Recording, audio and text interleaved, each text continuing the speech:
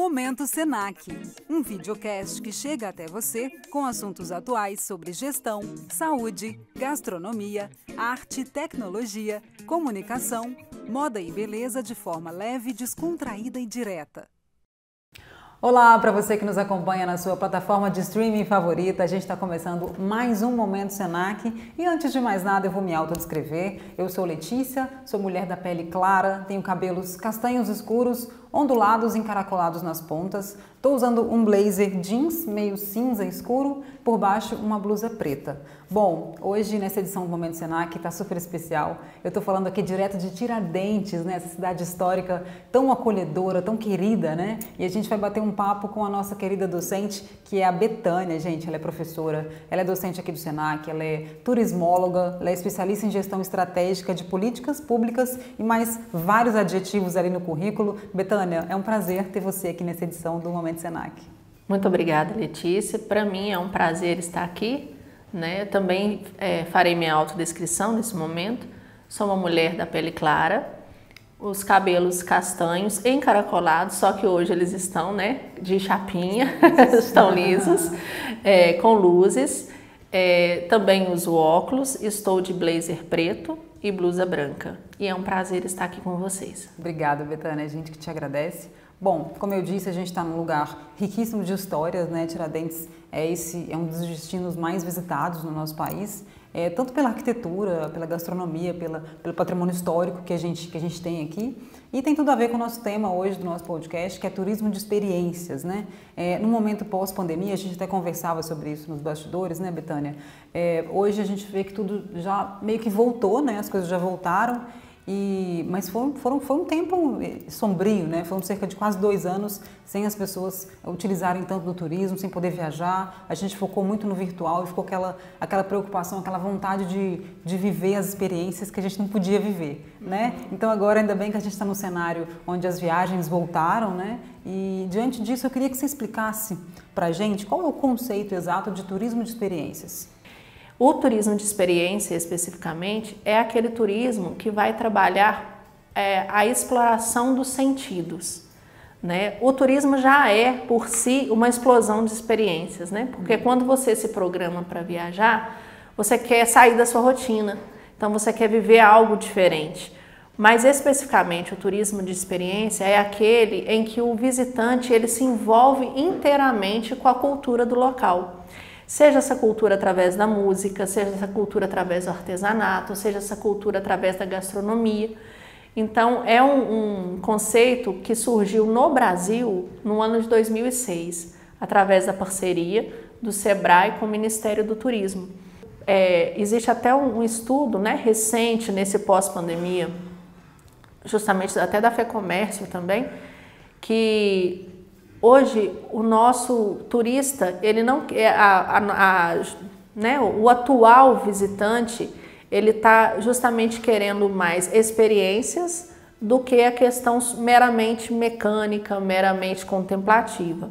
Então, isso se expandiu muito, né, no nosso país, principalmente nas questões rurais. Né, o turismo de experiência no mundo rural, você vivenciar esse regresso ao mundo do rural, a vivência de lá, você ter a oportunidade de ordenhar uma vaca, coisa que pode parecer simples para a gente que é do interior e que convive com isso. Mas tem pessoas que nunca viram, que nunca tiveram essa experiência. E aqui no Brasil a gente tem, além dessa questão do segmento do turismo rural, que é um turismo de experiência muito forte, justamente por valorizar a vida do mundo rural, a vida do pequeno produtor, né? Então, na nossa região aqui, por exemplo, eu não vou simplesmente saborear os maravilhosos queijos que tem aqui. Eu vou conhecer o produtor, eu vou ver como é que, né, o gado dele é criado, como é que é feita a ordenha, como é que é o processo da onde que sai até chegar na maturação do queijo, experimentar, e junto a isso as histórias. Porque cada ser humano é um universo maravilhoso de histórias. Então isso faz essa ligação humana que a pandemia tanto, né, teve essa quebra. Tanto nos privou, né? Tanto nos privou. Então o encantador do turismo de experiência é isso, é essa ligação com o outro, com a vida do outro, com a história do outro. E isso se torna um produto turístico sem sem ser de uma maneira invasiva, né? Então, no Brasil, a gente tem, além do sul do Brasil, a gente tem Bonito, tem um turismo de experiência muito forte na questão de fabricação de doces. A pessoa vai lá, né, Bonito, tem uma tradição muito peculiar na questão de doce de leite, então o turista vai lá aprender a fazer doce de leite.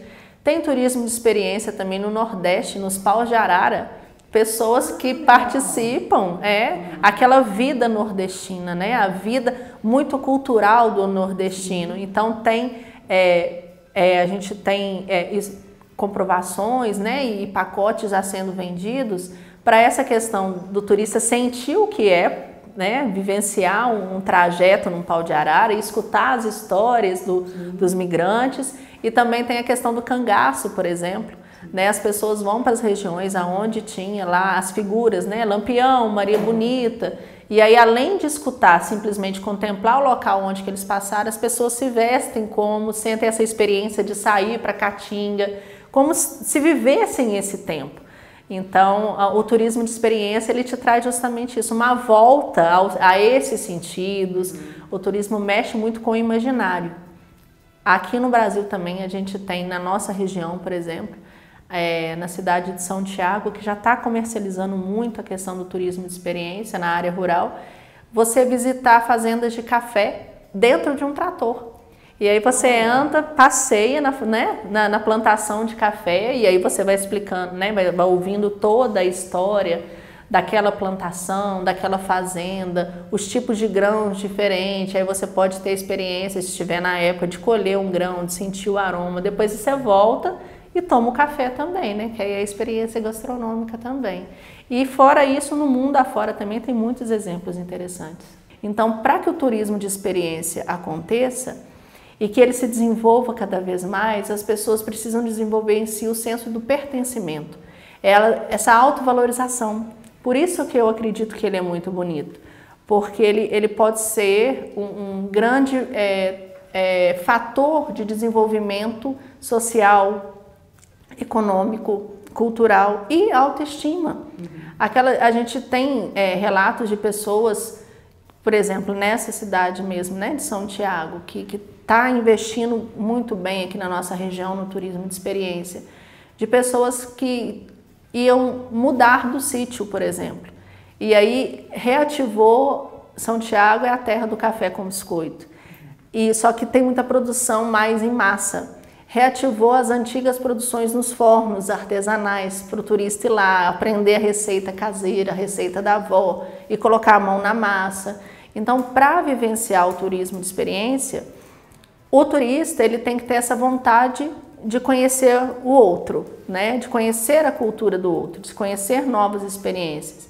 E a organização disso, que a gente chama de governança, é justamente a parceria, né, entre o poder público para estimular, para identificar no seu território as particularidades do seu território e, num bom sentido, aprender a embrulhar isso e colocar na prateleira, né, para chamar o visitante, e a comunidade se sentir pertencente a esse processo. Peraí, aquilo que eu faço, aquele angu com couve que eu faço na minha casa, isso para o outro que vem de uma capital é diferente, né? Isso que o turista quer sentir, né?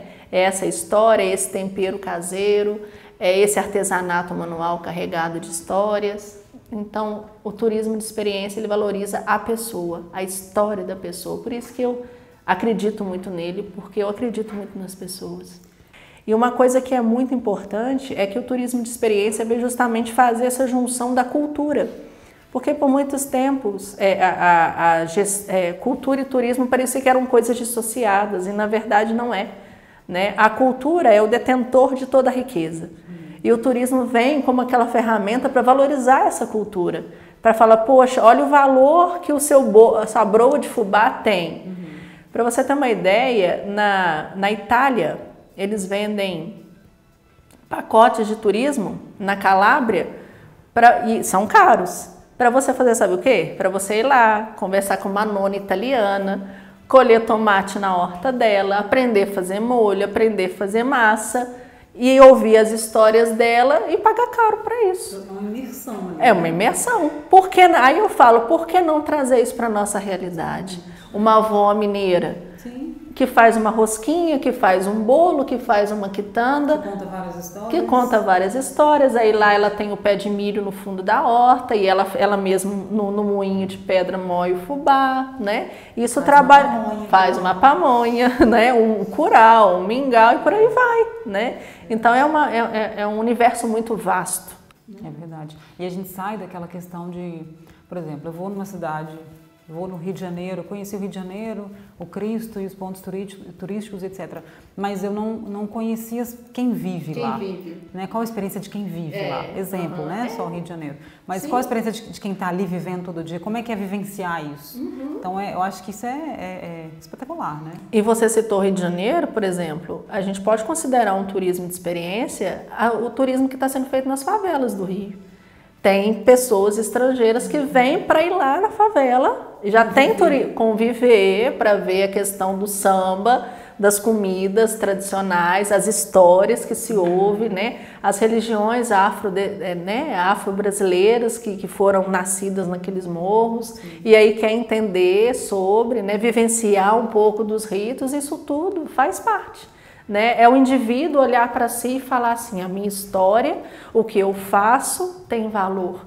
E aí é nisso que eu falo que trabalha a autoestima, né? Porque o indivíduo começa a olhar que ele é importante, ele começa a se sentir pertencente à sua história, pertencente ao seu território.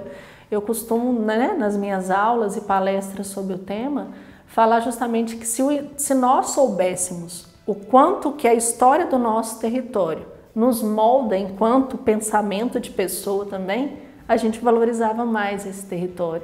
Eu costumo dizer quanto de barroco há na minha alma, né? Que eu sou, né, entranhada ali no ouro, né?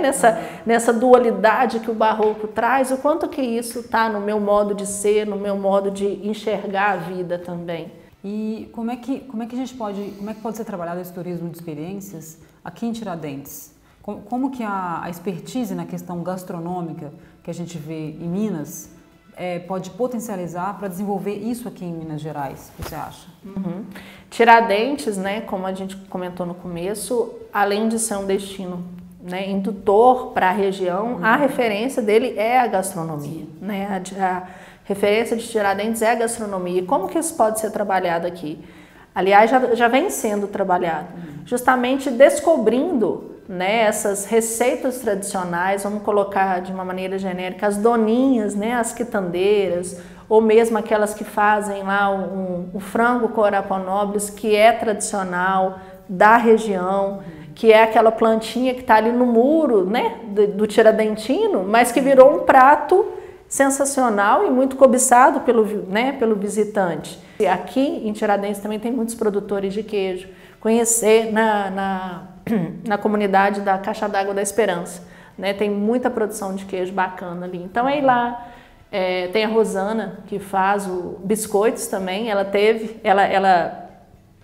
começou a ver na pandemia, aonde era o leito da ferrovia, hoje está sendo muito usado para a questão do cicloturismo. Então ela começou a ver o fluxo de pessoas para lá e para cá na porta da casa dela, para lá e para cá. E ela começou a resolver vender biscoito. E ela fala que os biscoitos para ela são igual filhos, que a receita dela é pouca, que ela faz com o maior carinho, assa naquele forninho, né, no fundo da horta dela, aquele forno tradicional, embala em quantidades pequenas para ter o sabor dela, entendeu? A identidade dela. E aí, com a questão, aí é que a gente mistura, né, a questão da tradição com a inovação.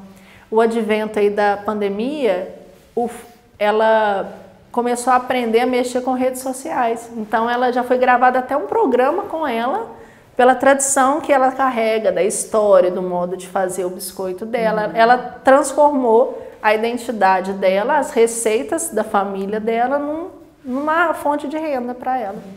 E o fato dela não mudar, isso também é legal, né? Ela não faz de forma industrial, grandes quantidades, para não perder o... Ela fala muito isso, ela fala assim, hoje para você, né, você tem que agendar com ela, para você ir lá, porque não é toda hora que você acha. E ela falou assim, eu não vou criar larga escala para perder a minha identidade.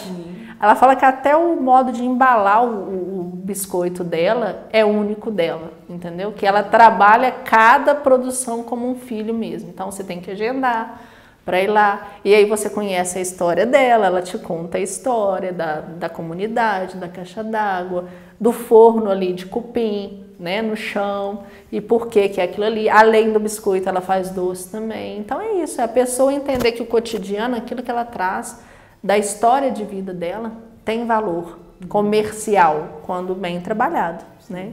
E aí por isso que entram as peças, né, do planejamento turístico nesse processo. Você mencionou que as pessoas precisam ter esse olhar, essa valorização sobre o que elas fazem, que pode parecer cotidiano, mas para o outro é uma experiência incrível. Sim. O que você acha que pode ser feito para as pessoas terem essa conscientização?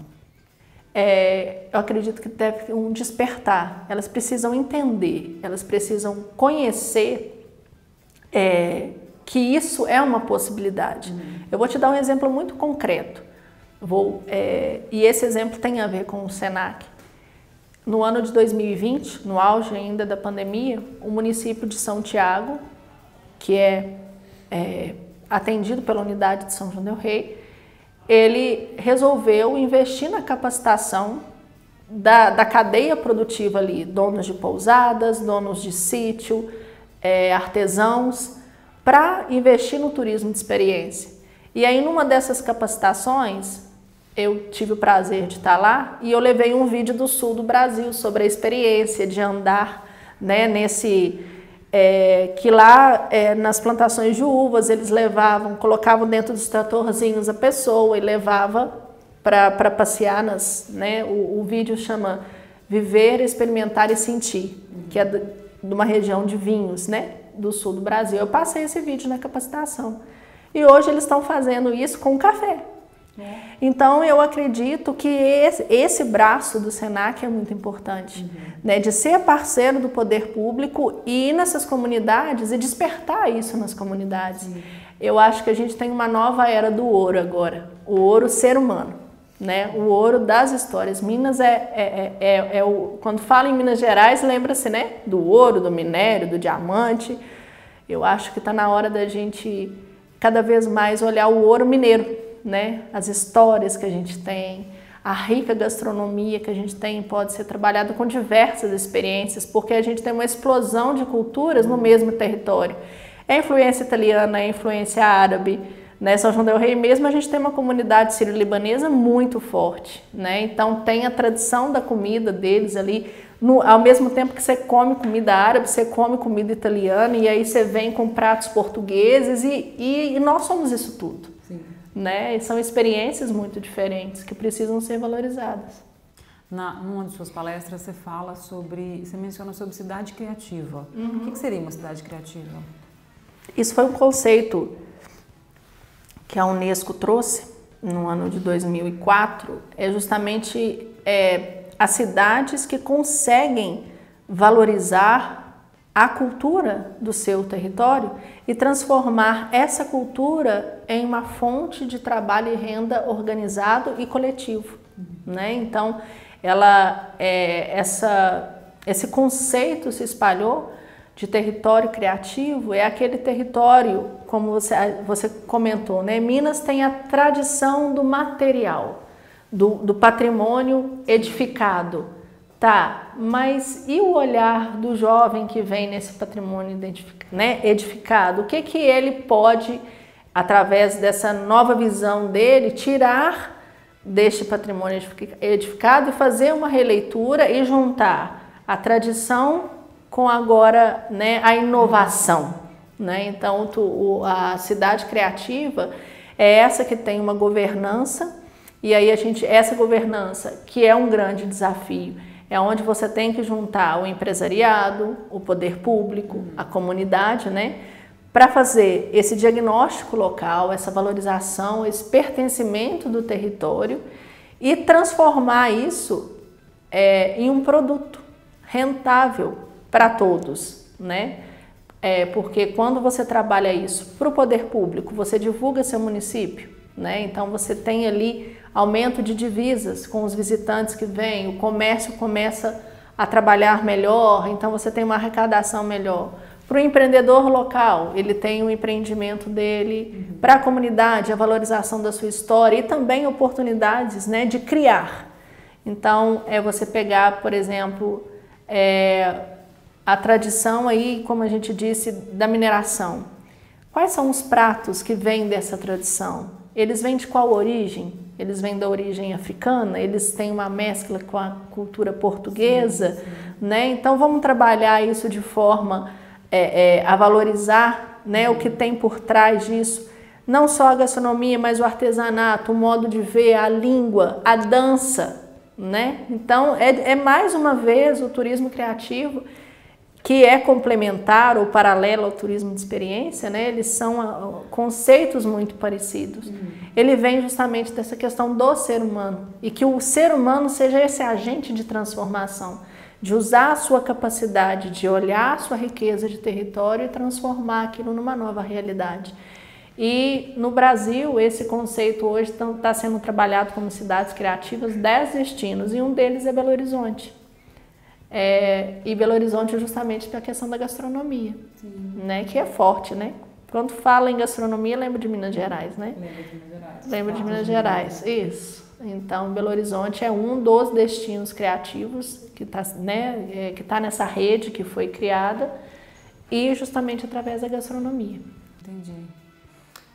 Betânia, quais cursos no Senac que a gente tem que relacionar a esse tema? O nosso foco, a gente tem os cursos de gastronomia, né, em si, que podem trabalhar aí a questão da culinária mineira, né, e aí essa valorização. Eu vou citar aqui o meu companheiro de trabalho, né, que é o Patrick Passarelli. Ele trabalha isso muito bem, porque quando ele vai ministrar a aula dele, ele tem paixão pela culinária mineira. Então, quando ele vai ministrar a aula dele, ele traz não só o prato, vou fazer quiabo, frango com quiabo, tá? Mas ele traz ali o contexto do frango com quiabo, né? Então, tem os próprios cursos, né, de gastronomia, não só os cursos de cozinheiro, que é uma formação mais ampla, né, que é de 800 horas, mas os cursos rápidos também, de boas práticas. A gente tem também os cursos de capacitação no segmento de turismo e hotelaria, que aí são os cursos que aqui na nossa unidade que eu ministro, né, voltado para essa questão das capacitações na rede, eventos, que também os eventos são uma forma de experiência. Então o Senac tem inúmeras capacitações, né, voltadas para o atendimento, voltadas justamente para esse despertar também, para chegar e mostrar, por exemplo, que turismo é um negócio e que do turismo você faz diversos negócios, né? E você trabalha autoestima, você trabalha valorização, você trabalha sustentabilidade. Então a gente tem os cursos de gastronomia especificamente e esses da área de turismo também. Sobre o turismo de experiências, eu acho que esse cunho social também, queria ter comentado antes, essa questão social dele também, eu acho, eu sinto que mexe um pouco com você também, né? Essa questão de fazer as pessoas se resgatarem, né? Quem está ali, quem está naquela cidade turística ali, né? Eu gosto muito de falar daquilo que eu vivi, sabe, Letícia? Então, por exemplo, Santa Cruz de Minas é uma cidade que quando a gente chegou para trabalhar, ela tinha um índice muito alto de violência, ela tinha um índice muito alto de jovens envolvidos com tráfico, né, com questões de violência, de criminalidade. E aos poucos a gente foi trabalhando esses conceitos, valorização do território, valorização da história, e a gente viu aquilo aos poucos. Não é que está perfeito, porque tudo na vida é um processo, mas da onde estava e aonde chegou, você vê grandes avanços, sabe? A cidade hoje consegue olhar e falar assim, olha a história que eu tenho, o meu artesanato tem valor, a serra, que é aqui o quintal da minha casa, é um produto turístico também, entendeu? Então, a gente teve um processo que a gente trabalhou capacitação de alunos da escola estadual, que era uma escola com alguns problemas, alunos que antes iam para a serra para esperar os visitantes e às vezes abordar, assaltar, e eles foram conhecer as histórias daquele território que para eles é um quintal, mas eles entenderam que aquele quintal pode virar uma fonte de renda também. Então isso, sabe, isso motiva, né? Levar vida, levar esperança para as pessoas, isso é muito motivador. Fantástico. Gente, eu conversei com a Betânia, essa mulher inteligentíssima. Eu poderia ficar horas aqui falando sobre turismo experiência, sobre essa questão social também, mas o nosso Momento Senac, ele vai ficando por aqui. Foi muito bom falar contigo, Betânia. Seja sempre muito bem-vinda aqui ao nosso videocast, tá? Eu agradeço muito, Letícia, pela oportunidade. Falar de turismo, falar de ser humano, né, e falar de educação é tudo que me motiva, né? E estar aqui falando de turismo para o Senac, para o Senac, com o Senac, é uma grande honra. Muito obrigada, viu, pela oportunidade. Você ouviu o Momento Senac e ele está disponível na sua plataforma de streaming favorita. Lembrando que você pode acessar também mg.senac.br e acompanhar as nossas redes sociais. Lá você confere os nossos cursos livres, graduação, MBA e lembrando que tem a programação dos nossos workshops e eventos também. A gravação, a edição e finalização desse episódio é com Evandro Gangana e Maíra Franco. Tchau, tchau, gente. Até o próximo episódio.